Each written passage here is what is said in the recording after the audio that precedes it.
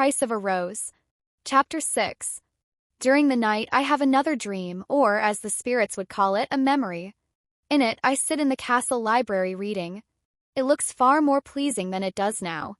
The books are neatly sorted instead of scattered everywhere, and warm light bathes the room. I turn a page in the book I'm reading, thinking about what happened in the last dream. How could he keep me here when I purposely attempted not to get his attention? Perhaps this is the reason my sisters subconsciously dislike me so much.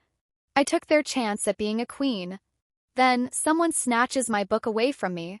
I look up and see that it is him, Beast Shane. He smiles as he flips through the book's pages. Fascinating taste. Learning about the human mind, are you? You realize that today is your day to spend time with me, right? You can observe me all you want. A book can only tell you so much, he says. I stand and seize the book. I certainly know the agenda, but that doesn't mean I want to follow it. And I've observed you enough to be sickened by your behavior. Sure, you tricked me for a while there, but look what you did to poor Grace Ann. You stringed her and other girls along until you got what you want. Once Grayson introduced you to her father and he sold you a piece of land, you dropped her in an instant. He smirks. Or perhaps I dismissed her because someone finally showed interest. He stares at me contently as he sits upon the edge of a chair's armrest. Do you think you could love me? He asks, placing a loose strand of hair behind my ear while letting his hand linger there on my cheek. I am shocked by my own response. Perhaps, but I do not think. He pulls me to him, hugging me tightly. Please don't finish that sentence. I can't bear to hear any of it. You see, I think I might be in love with you. These past few weeks have been the best of my life, and that's because of you. I gasp, but I've avoided you like the plague. He laughs, and I note how joyful and warm the sound is. It is not a degrading laugh, but a genuine one. We both know that's not true. He nudges me away from the embrace and stares at my lips. Before I know it, he takes the leap and kisses me. I want to pull away, but my dream self lets him continue until satisfied. She's like a whole another person while I yell at her to slap him. Then I feel it, emotions that are not mine stir in my gut. She wants to kiss him back. I desperately knock the feelings away, confident this dream is an illusion. Finally, I take a step back, uncertainty on my face. Though your feelings may be true, it doesn't change who you are and how you treat people. So, I still stand by what I was going to say. I could love you if you stayed as Shane in all hours, night or day. But I know you are unwilling to give up your schemes, so I cannot love you. Wait. Arabelle, he shouts. I shake my head as tears fly to the ground. In my mind, I'm completely dumbfounded by the heartbreak I feel. I slam the psychology book into his hands and kiss his cheek before running away. I'm going back to my family, I say to him as I open the door to leave. He runs forward, banging it shut. No, you'll wait until I've chosen my bride. You can't leave. You're being possessive, I whisper, holding my ground but clearly frightened. This is what I meant. This is why I can't love you. The dream fades when I hear echoes off in the present. I get out of my bed and walk over to the double doors. I twist the knob, thinking it would be locked, but instead find that it is open. Slowly, I step out of the room. Still dark out. I follow the sound of voices. Many of them are from the spirits saying, "It's a girl." I'm confused by this since most know I'm here, so why would they speak as if surprised? That's when I hear a sweet voice calling out my name. Unlike all the other times I have felt the rush of fear, this time it is stronger. And this time, the fear of being unable to escape isn't for my freedom but for Sasha's. She can't stay here. He won't let her go if she doesn't leave now. I run until I reach the entrance, where Sasha walks around hesitantly while calling for me. I see Beast Shane getting ready to catch her from the shadows like he did with me. I also spot spirits at the door she left open. Run, Sasha, I call out as I dash forward to her. She looks my way while the door slams shut and locks. I see the beast running to her, about to take her down, but I get between them. She ducks behind me as Beast Shane is about to pounce. Before I know what I'm saying, I yell, I'll stop running.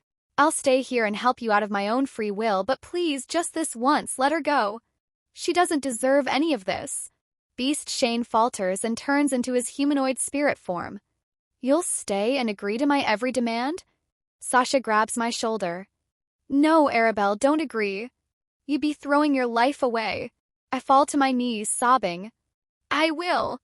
Done, he says as the doors open so Sasha can leave. Sasha looks between me and the door. Arabelle, I can't leave you here like this. I turn to her, first looking at the beast. Then I grab her hands. Trust me when I say this, don't try coming here again. Don't let anyone come here. Now go. Reluctantly, she lets go of my hands and walks out of the castle, something I wish I could do as freely. Freedom is out of my grasp, but as soon as I stepped inside this haunted place 2 years ago, my fate was already decided. Shane's love is possessive, and I have the unfortunate privilege of being his intended. The doors close and lock, so I can't get out and Sasha can't get in. I'll see you in the morning, Beast Shane says. Being dismissed, I return to my room only to slam down on my bed and cry myself back into the awful dreams. Why couldn't I have a moment without the beast coming to destroy it all? What is in store for me? In the new suffocating dream, I stand in a gown in the castle's ballroom with many other women. The main event of the night is celebrating Beast Shane's birthday. He stalks around, catching his prey and then giving them smiles and whispering words of love. I keep to the edges, watching his every move. His eyes follow me as well. He grins as he chooses to dance with one of my sisters. The act is meant to evoke two emotions, worry that he could hurt her and jealousy that he chose her over me. His gesture only evokes fury in both my past and present minds. I march over to him, not caring that the dance is still going and they are right in the center. My instincts want to get Genessa out of his grasp immediately. I guess it explains my actions with Sasha's as well. I can't let anyone else get hurt by him, even if it means I have to step in for them. Everyone stops dancing as I disturb him and Genessa. He looks at me amused and asks, "Are you finally overcome with jealousy, Beauty?" No, not jealousy. Stay away from my sister. Stay away from all of these girls. You're a monster in disguise. You act kind one moment, then turn wicked the next, and I don't know if your kindness is even from the goodness of your heart or if it is just a cover-up. I shout through the silent room while squeezing my eyes shut. Then there's a gasp from the crowd. I slowly open my eyes to see Shane down on one knee, extending a rose to me. My sister glares at me, shaking her head before he even asks the question I do not wish to hear. "Do you love me, Beauty?" he asks, his head down like I'm the royal one. Tears fall on his boots and his hands quiver. My mouth opens and I say, "I can't." "You know I can't. Not like this." I run over to Genessa, grabbing her hand. Before I can head to Mia, I feel Shane's warm hand slip into mine along with the rose. After the flower is delivered into my hands, he lets go and watches me run out with my sisters. We run to the entrance of the castle and to our carriage. I order my sisters to get in. They do. And just before I enter, an old woman taps my shoulder. "Excuse me, miss, but I wanted to know if I could have that beautiful rose of yours?" I look down at it and then back at the castle. For whatever reason, my past self didn't want to let the rose go, but I still hand it to her anyway. Sadly, I shall remember him by roses forever, yet I still have hope for him, I say, sure she doesn't know what I am talking about. I really don't understand it either. The woman smiles. "I know you do, but even you can't love a beast." "What?" I ask, but the woman is already hobbling up the castle steps. Gingerly, I step inside the carriage with my sisters. A footman shuts the door, and I watch as the castle fades into view along with its grounds. Upon waking up in the bright morning, I first think I must see the enchanted rose. If it is the same flower, then the creator does want me to play a bigger part in this. I also want to know Shane's side of the story. I hop out of bed and go to the closet, pulling on the first dress I see, not caring what it looks like. Next, I run out of the room into the brightly lit halls until I am back up the stairs and into the smaller hall where the rose rests. Staring at the delicate flower is Beast Shane. He glances at me as I come his way, but I do not look at him. My eyes are set on the rose. I stop when I am right in front of it. I notice the rose has 5 petals left. I stare at it for a long time and he stares at me in awe. Finally, I turn to him. Was the creator dressed as an elderly woman? He blinks, a bit shocked. Yes. Why do you ask? I look back at the rose, because this is the same one you gave me. Before I left the castle with my sisters, I know, he says. Now it's my turn to be stunned. Did he see it happen? How is that possible if he was inside the whole time? He smiles a little as he pivots to the rose. That whole night became laced with irony. I gave you a flower, then later refused the same one. Of course, I didn't take it because it was a painful sight after your rejection. What I did too, I start to say, but he cuts me off by holding up a hand. Shoo. I'm telling a story, beauty. Just still your questions for a moment, will you? He says, mocking me, but it sounds more like a friendly tease. I refused it, and then she changed into the creator and cursed us. She left me the rose, but she also gave me a mirror. I could ask the mirror anything, and it would show it to me. The first thing the creator made me watch right after my new ghostly appearance was where she got the rose.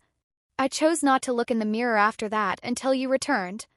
Confirmation that he regularly spies on me increases my desire to punch him. It also makes me see that escape was never possible. It didn't matter where I went. He would find me again and again. There isn't any freedom for me. I've been doomed to live in this place forever, I say with dread. He laughs, and it manages to lighten the mood somehow. Yep. At least you had your memory of me wiped for a while. That way, whenever you looked at roses, you didn't want to burn them all. Meanwhile, the creator ensured roses were the only flowers I could see. Of course, they became precious to me. I smirk. Guess that's why you were so protective when I went to steal one.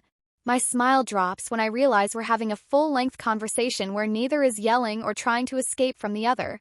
I freeze in my place. This isn't what I came here for.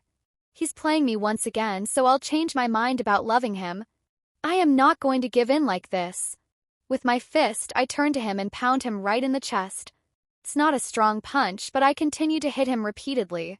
I don't stop until he takes my hand and makes me quit.